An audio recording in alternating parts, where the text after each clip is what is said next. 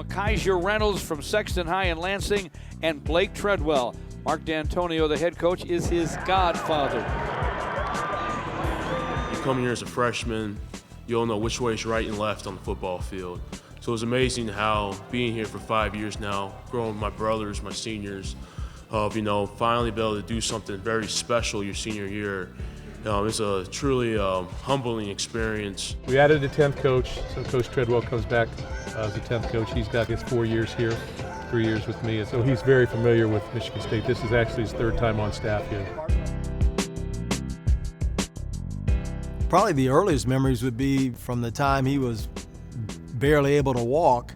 You know, him and Dad would be on the living room floor just wrestling and technically emulating football. I would use the football language, of course, and I think he grew to understand that right away.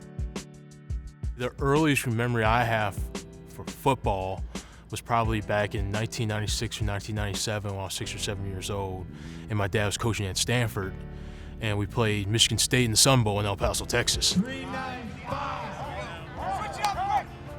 You're kind of a product of, number one, how you've maybe been raised, so I would credit my father with a lot of the whatever attributes that other people see. You don't overly self-critique your style. At the end of the day, you're just trying to get your message across. So maybe I would find the word discipline. I mean, that's kind of how I was raised. I've seen that in many of the head coaches that I've worked for and many of the assistants that I've worked with. And I think in the game of football, typically you hear that word quite often, but it has an impact. So at the end of the day, I'm just trying to get the point across the best I can so that our young men can take it and move and do well with whatever we're asking them to do expectation-wise. As a player, what I saw when he was at Michigan State, he was very detailed, strict about the details. So at the end of the day, he was always positive. Switch it up the next time through. Yep. There you go. Positive reinforcement, I guess as you'll call it. But if anything, though, he was very particular about how he wanted certain things done. Now, no, just get the elbows a little bit more in. You're kind of chicken winging a little bit still. I really don't believe you find your coaching style until you have your own group of guys. So hopefully when that time comes, it'll be great. I say for me right now, it's kind of, I'm going to be an understanding coach, be critical about certain details, but as well, they'll be able to, be open, be a two-way door for the players. My dad was one, of course. I say now I'm being a graduate assistant here. Coach Staten, Coach Bowman are kind of like my role models that I kind of will, like to be. They're the type of guys that, as I eventually hopefully get my own job, I rely on them a lot to kind of mentor me and kind of ask some questions. Good. What do you think about this coach or that coach? So really those two guys for sure. Go again. I think through the process of time, you're hoping that you're doing the best you can, number one as a father, of course, in raising them and moving forward with them, but then you're also praying, if you will, that there's others that are pouring into his life also. You've seen him grow because he's worked with different coaches. They've each poured into him, and I think he has kind of been wise enough to take a little bit of this and a little bit of that from each one that he's had the privilege of working with to ultimately stir into the pot to become who he is. So it's been really neat to watch him grow in every aspect. Here we go, AJ. That's it. Pop it out, roll through. Make sure he can't get back down on it. Wait for your partner there, Josiah.